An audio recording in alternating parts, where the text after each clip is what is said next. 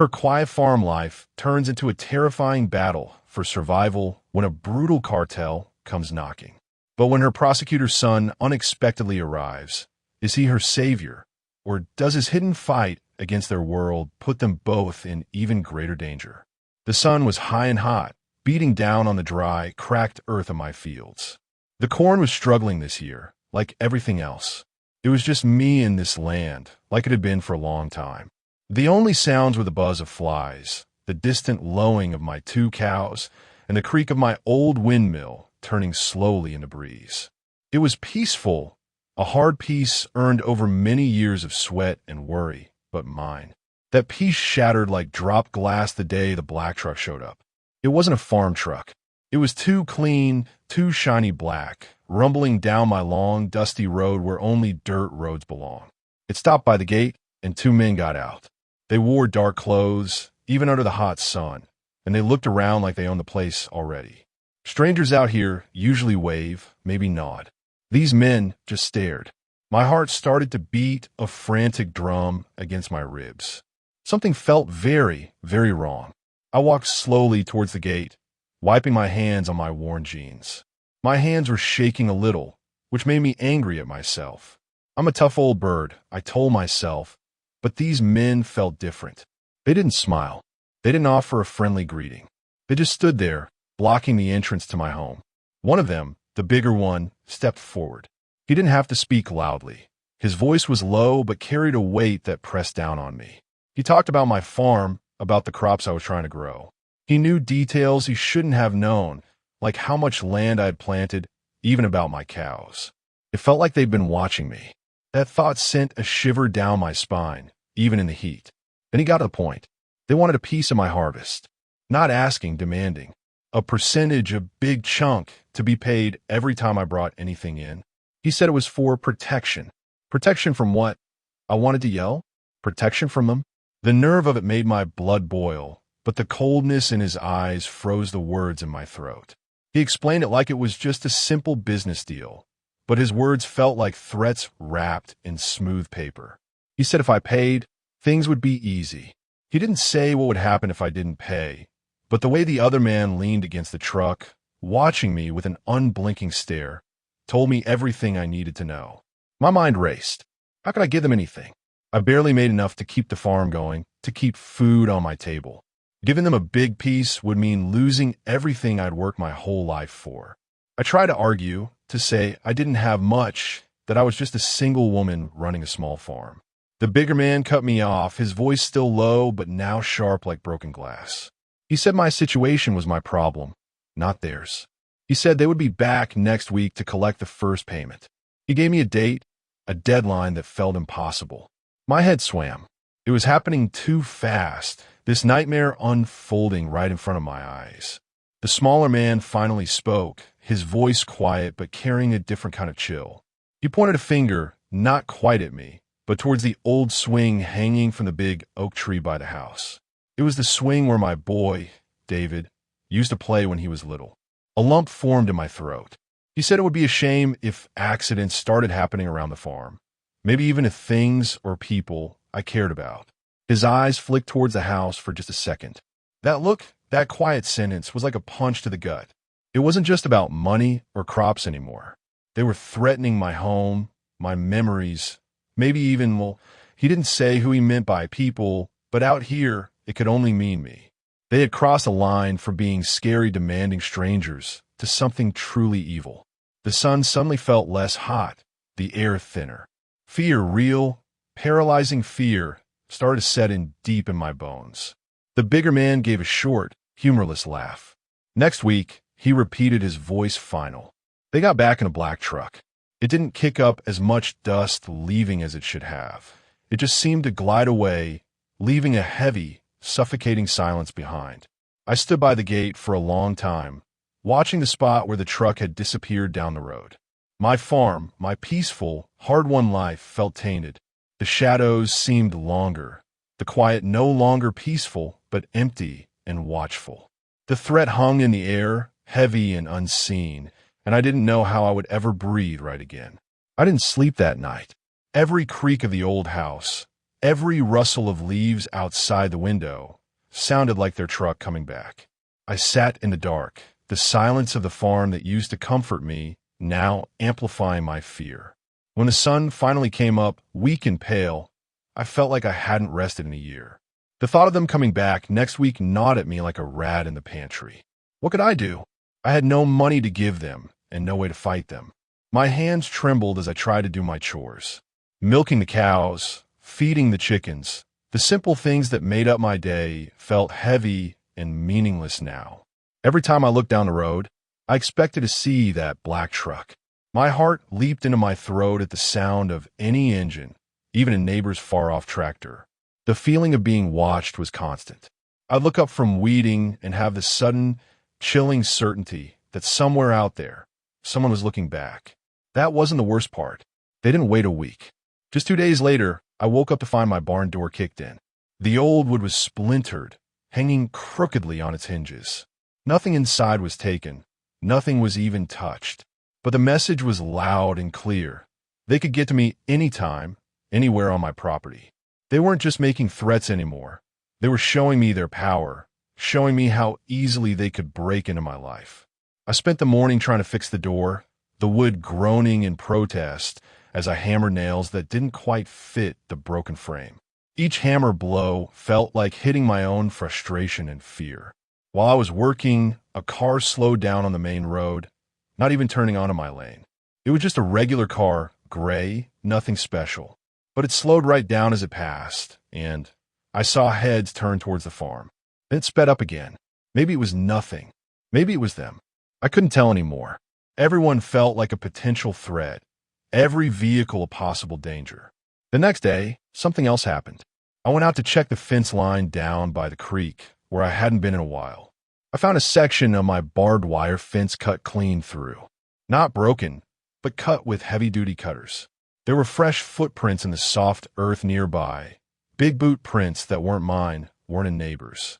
They had been on my land again, walking where they pleased, cutting my fence just to show they could. It was like they were marking their territory, letting me know I wasn't safe anywhere on my own farm anymore. I fixed the fence as best I could, my hands scratched by the wire, my mind racing. They were playing with me, little tests, little pokes to see how I'd react, to keep me scared. And it was working. I jumped at shadows. I started locking doors that I hadn't locked in years.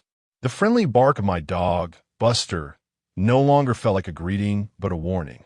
Even the taste of my food felt different, flat, and tasteless because of the constant knot in my stomach. The day they were supposed to come back for the first payment arrived like a storm cloud on the horizon. I spent the morning pacing, watching the road, my heart doing that frantic beat again.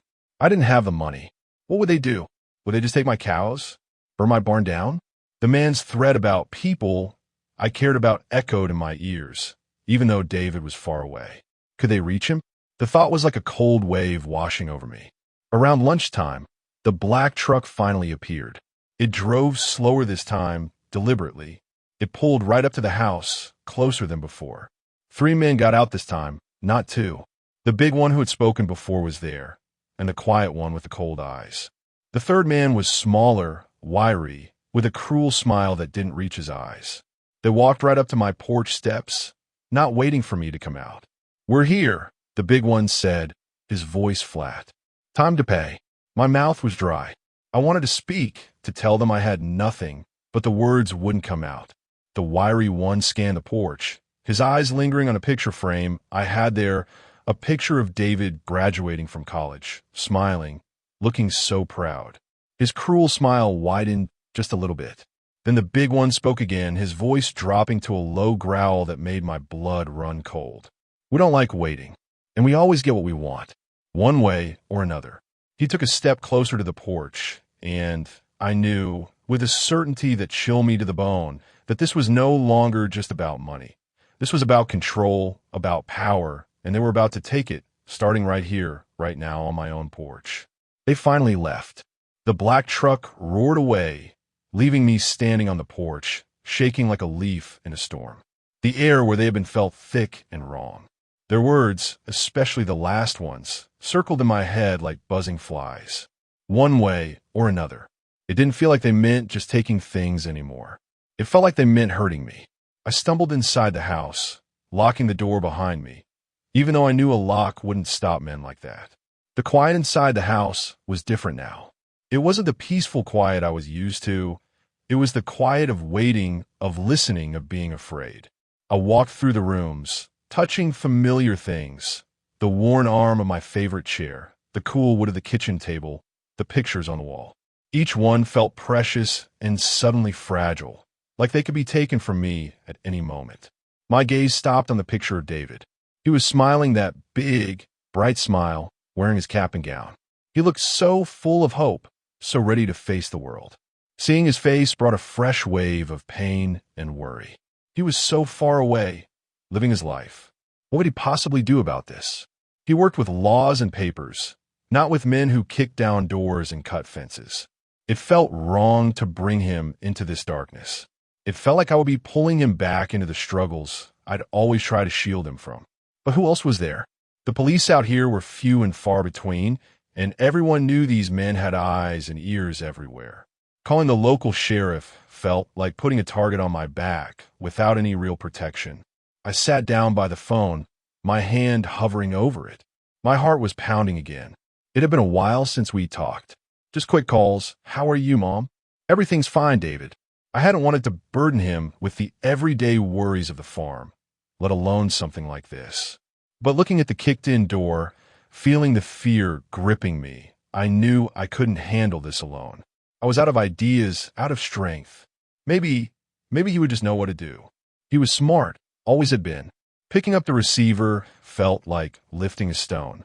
It was heavy with all my fear and all my hope. I slowly dialed his number, the sound loud in the silent house. Each ring felt like an hour. What if he didn't answer? What if he was busy? What if he didn't believe me? The possibilities twisted in my stomach. Just as I was about to hang up, defeated, I heard a click and then his voice. "Hello," he said. His voice was different from the boy I remembered. Deeper, more serious. Hearing it brought tears to my eyes, a mix of relief and the dam of fear finally breaking a little. I tried to speak, but only a shaky breath came out. "Mom, are you okay?" His voice sharpened. He sounded worried. I took a deep breath, trying to steady myself. "David," I whispered. It's Mom." I started to tell him, the words tumbling out in a rush, messy and scared. About the men, the black truck, the demands, the broken door, the cut fence, the look in their eyes. I tried to explain the fear, how it felt like they were everywhere. I heard him listening quietly at first, then asking questions. His questions weren't like a son asking his mother about her day. They were sharp, clear, like he was trying to understand a problem, piece by piece. He asked about the men's faces, their clothes, exactly what they said. He even asked about the black truck. As I spoke, some of the fear started to ease just a little. Talking about it out loud made it feel slightly less overwhelming, and hearing his calm, steady voice on the other end was a comfort I hadn't realized I needed so badly. He didn't interrupt. He just listened, letting me get it all out. When I finished, there was a moment of silence. I held my breath, waiting. What would he say? Would he tell me to call the local police? Would he say there was nothing he could do? Then he spoke, and his voice had a hard edge I'd never heard before. "Mom," he said, "listen to me. I'm coming home." My breath hitched. "David, no, it's too dangerous." I started to protest, the fear for him instantly overriding my own relief. "No," he cut in, his voice firm. "I'm coming. I can handle this." He didn't explain how he could handle it, or what he meant. He just said he would be here as fast as he could. He told me to stay inside, to be careful, to not talk to anyone about this. His voice was so sure, so strong, that despite the fresh wave of worry his decision brought, a small seed of hope began to sprout in the barren ground of my fear. He was coming. My boy was coming home to protect me. The hours stretched out like endless miles of empty road. After the call with David, the waiting began. Every minute felt slower than the last. I still jumped at every sound, still scanned the road until my eyes ached, but now the fear was mixed with a new kind of anxiety, worry for David. What if they were watching the roads? What if they knew he was coming? How could one person, even my smart, strong son, stand up to men like that? The day crawled by. The black truck didn't show up again right away, which should have been a relief, but it wasn't. Their absence felt more threatening than their presence. It felt like they were just waiting, or maybe doing something else. I found myself walking over to the barn again, looking at the splintered door, then going down by the creek to check the cut fence, even though I knew it was foolish. It was like I needed to see the evidence of what was happening to believe it wasn't just a terrible dream. The damaged farm felt like a reflection of my own broken peace. The next morning brought a new kind of scare. I stepped outside to get the eggs, and something on the porch railing caught my eye. It was a small, dark object tied on with a piece of string. My heart leaped into my throat. It wasn't a bomb or anything that looked obviously dangerous, but it was unsettling. It was a small, carved wooden skull. It looked rough, handmade, not threatening in itself, maybe, but placed there after everything else. It felt like a message, a silent, chilling warning left right on my doorstep. They were still here. They were still watching. I knocked the skull off the railing with a stick, not wanting to touch it. It fell into the dirt. I stood there for a long moment, the small piece of wood feeling heavier than stone. They weren't just demanding money. They were in my head, playing games, trying to make me feel like I had nowhere safe to stand. It worked. My home felt invaded, not just by the damage, but by their sinister presence that seemed to linger in the air like smoke. The rest of that day was a blur of watching and waiting. I tried to clean, to keep busy, but my eyes kept drifting to the window, to the road. I thought about David driving, wondered where he was, worried if he was okay. I imagined him arriving, imagined facing those men with him by my side. Would he be scared? Would he know what to do when their cold eyes were fixed on him? He was used to courtrooms, not dusty farms and dangerous men. Late in the afternoon, just as the sun was starting to dip low, painting long shadows across the fields, I heard it. Not the loud roar of the black truck, but a different sound. A car. A sleek car like the one I'd seen drive slowly by a few days ago. Only this time it was turning onto my road. My heart jumped, then started a race. It was black, just like their truck, but shaped differently, more formal. It drove up toward the house, slow and steady. It wasn't a black truck, and as it got closer, I saw that it wasn't just any car. It looked like one of those important cars, the kind government people drive. It stopped near the porch, and the driver's side door opened. And then I saw him. David. He was wearing a dark suit, crisp and clean, so different from the jeans and t-shirts he wore when he was growing up here. He looked taller, broader, his face set in a serious expression. He got out of the car and stood there for a moment, looking at me on the porch, looking at the house, at the farm.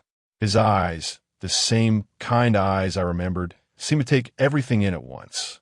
Then he walked towards me. Fast now. He didn't say anything at first. He just reached me on the porch steps and pulled me into a hug, a strong, tight hug that lifted me off my feet for a second. It felt like coming home myself, just being held by him. When he finally let go, he held me at arm's length, looking at my face. The serious look was still there, but there was something else too, a deep concern. "Mom," he said, his voice low. He looked past me at the kicked-in barn door. "They did this." I nodded, my voice thick with emotion. "And the fence," I managed to say, "and they left this." I pointed towards where I had knocked the wooden skull. David walked over, looked at it lying in the dirt, his jaw tightening. He didn't touch it either. He turned back to me, his eyes scanning the property again, then looking back at the road. He seemed to be calculating, thinking quickly. "Tell me everything again," he said, his voice calm but urgent. "From the beginning. Every detail." We went inside, and I told him the whole story again, everything I had told him on the phone, and everything that had happened since. He listened, his gaze fixed on me, asking those sharp, focused questions again. As I talked, I saw something shift in his eyes.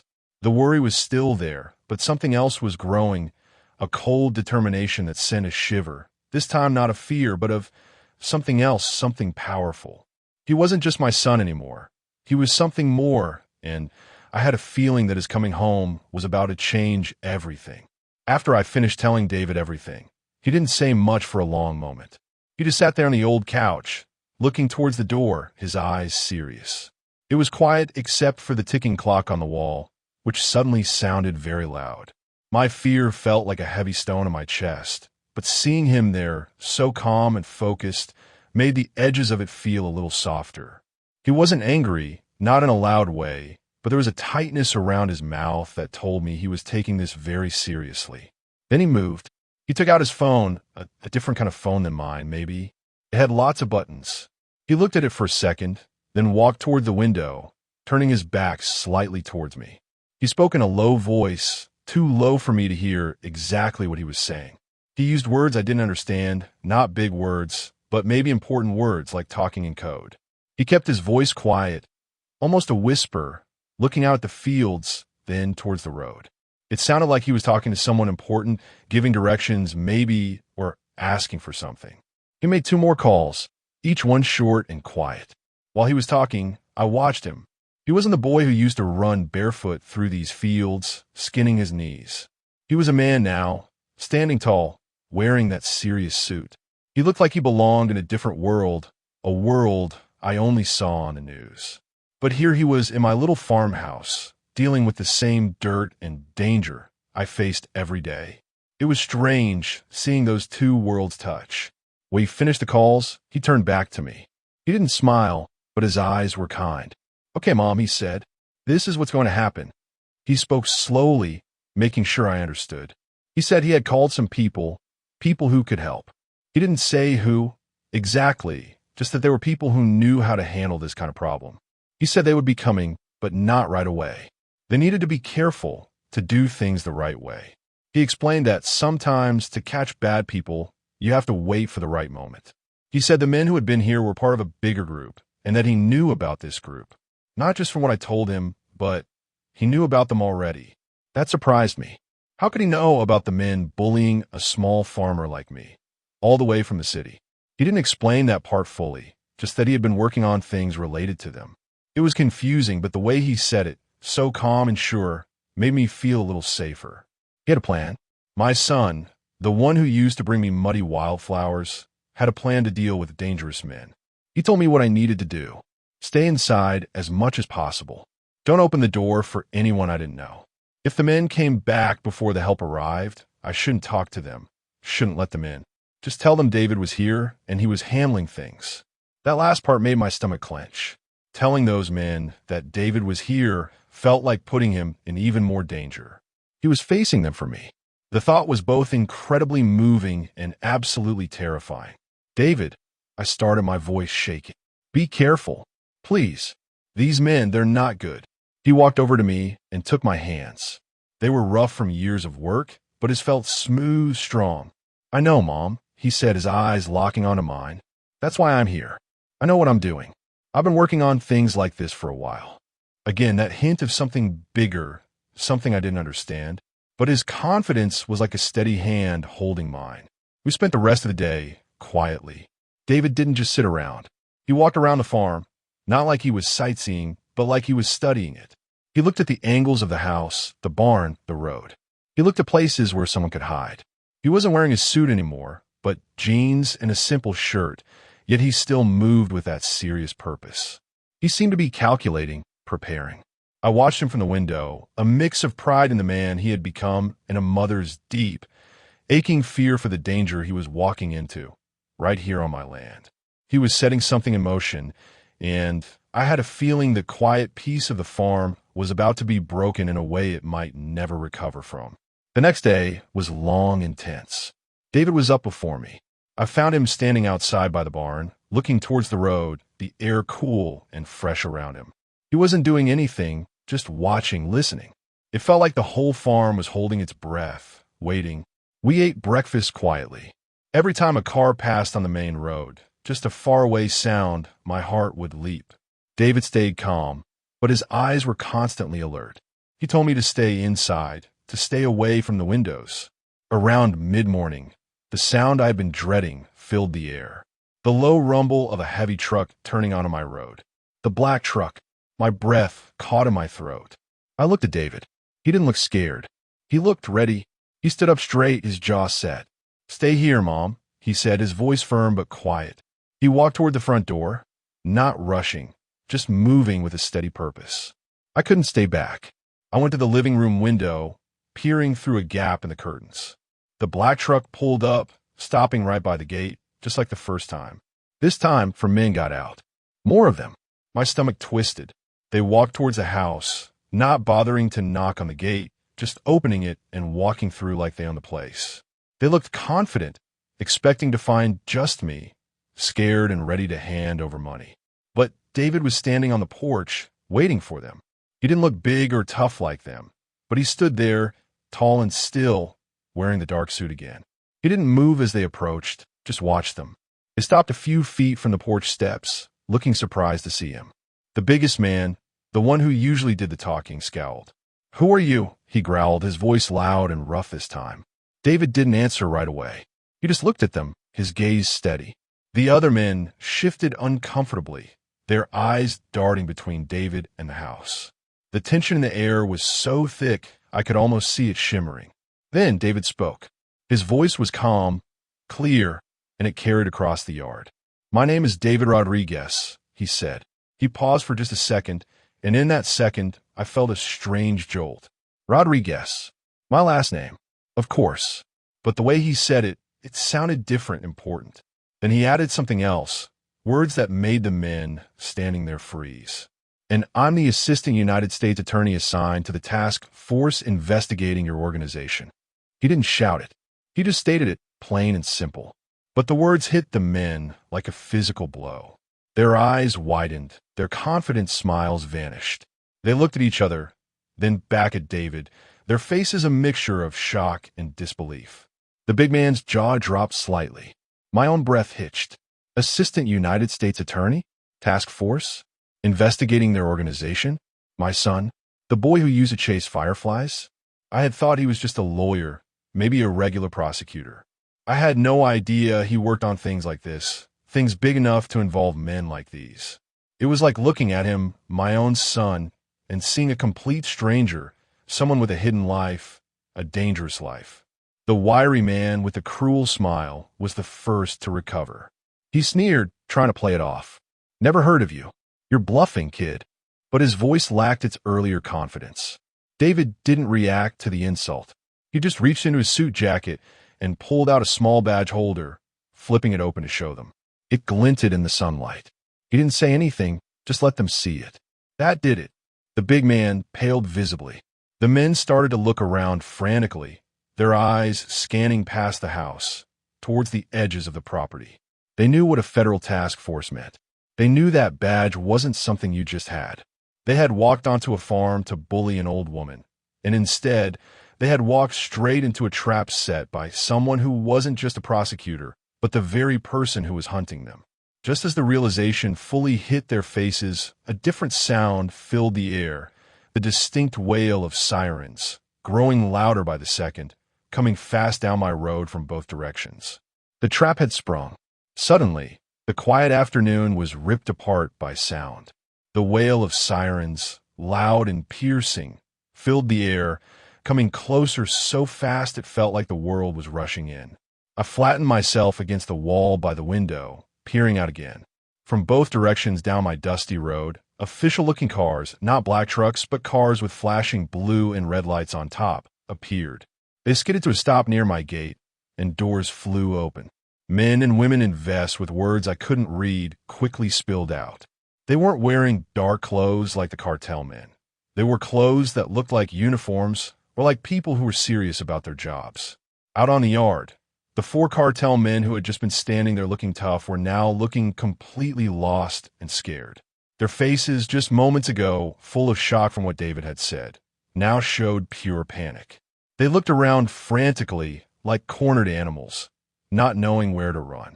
David stood his ground on the porch, watching them, his face still serious, not moving. He wasn't scared anymore. He looked in control. The people from the cars moved fast, yelling things I couldn't hear through the glass, but their voices were sharp and commanding. The cartel men didn't put up a fight. They looked surprised, outnumbered, and maybe knew they were caught dead to rights after David's words and badge. They put their hands up, slowly, their tough looks gone. It happened so fast, the change from them being in charge to them being captured. One moment, they were a terrifying threat on my porch. The next, they were being roughly turned around and having their hands secured behind their backs with shiny metal handcuffs. I watched from the window, my hands pressed against the glass, my heart still hammering, but now with a strange mix of fear and a building wave of something else. Relief, maybe, and a stunned wonder at what was happening. My son, my David, had somehow brought this here. He hadn't just called the local police. He had brought people who clearly knew what they were doing, people who weren't afraid. They moved with purpose, surrounding the cartel men, making sure they couldn't go anywhere. One of the people in a vest walked over to David on the porch. They spoke for a few seconds, the vested person nodding, looking towards the captured men. It was clear David was in charge of this part, that these people were here because of him. He wasn't just the son of the farmer. He was the reason this was happening. It was like watching a movie, but it was real, unfolding right outside my window on my farm. The dust settled slightly, but the air was still thick with the energy of what had just happened. They started putting the cartel men into the back of the cars. I saw the big man, the one who had first come to my gate, his face pale and angry as he was pushed into the back seat. The wiry one with the cruel smile tried to say something, but a person in a vest just told him to get in, firmly. Seeing their faces, seeing them defeated and taken away, was a powerful feeling. The fear that had lived inside me for so long started to loosen its grip just a little bit.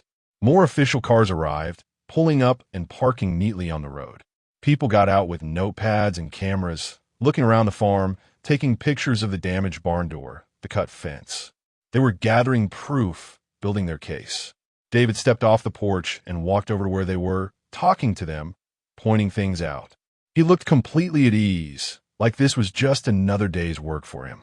The sirens faded into the distance as the cars with the captured men drove away. But the farm was still far from quiet. Uniformed people were everywhere, walking the fields, talking in low voices. It was strange seeing so many strangers on my land, but these strangers felt safe. They were here to help, to clean up the mess the other strangers had made. I stayed by the window, watching them, watching David move among them, talking, explaining. He seemed older, stronger, more capable than I had ever imagined. The immediate danger felt gone, hauled away in the back of those cars, but the reality of what had happened, and who my son truly was just starting to sink in. Slowly, the commotion began to die down. The people in vests and uniforms finished their work. They took down crime scene tape, packed up their cameras, and the official cars started to leave, one by one, heading back down my road until the farm was quiet again, but a different kind of quiet than before. It was the quiet after a storm, calm, but with the memory of the thunder still in the air. Only a few cars remained, and a couple of people were still finishing up near the gate. David finally walked back toward the house.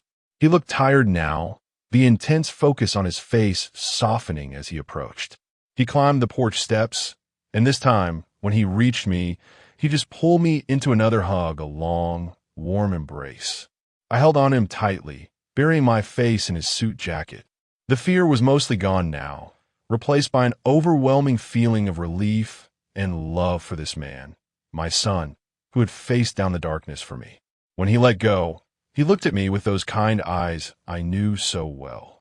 "Are you okay, Mom?" he asked softly. I nodded, tears welling up again, but these were different tears, not from fear, but from gratitude and the sheer relief that it was over, at least for now. "Yes, David," I managed to whisper. "I am now, because of you." He gently brushed some dust off my shoulder. "I'm sorry I didn't tell you before," he said, his voice low. "About my job, about all of it." He looked out towards the fields where the cartel men had stood just a little while ago. "I work on cases like this, Mom. Cases against these kinds of groups. It's dangerous work. I couldn't tell you the details for your safety. And because, well, you raised me to be honest and good. This world I work in, it's not always like that." I looked at him, at the man he had become. The boy who left this farm had gone out into the world and faced its worst parts, not by running away, but by standing against them. He fought not with his fists, but with laws and truth and courage I hadn't known he possessed. It was hard to take in this hidden life he led. It was a dangerous life, I knew that now more than ever, but it was also a life of purpose, of fighting for what was right. He was using his strength and his mind to protect people, just like he had protected me. We stood there for a while longer, just looking out at the farm.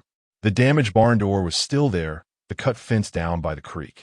The physical scars of what had happened remained, a reminder of the fear and the fight. But now they felt different. They felt like proof that we had faced something terrible and survived it together. David's job meant he would have to go back to his other life, his dangerous life. I knew that. The fear for him wouldn't completely go away. But looking at my farm, at the setting sun painting the sky in soft colors, and looking at my son standing strong beside me, I felt a deep sense of peace I hadn't felt in a long time. He had come home, faced down the bullies, and shown me that even when you feel weakest, you have strength you didn't know was there, especially when the people you love stand with you. This farm was still my life, and now it felt like my life and my son's were tied together in a way that no cartel, no matter how tough, could ever truly break.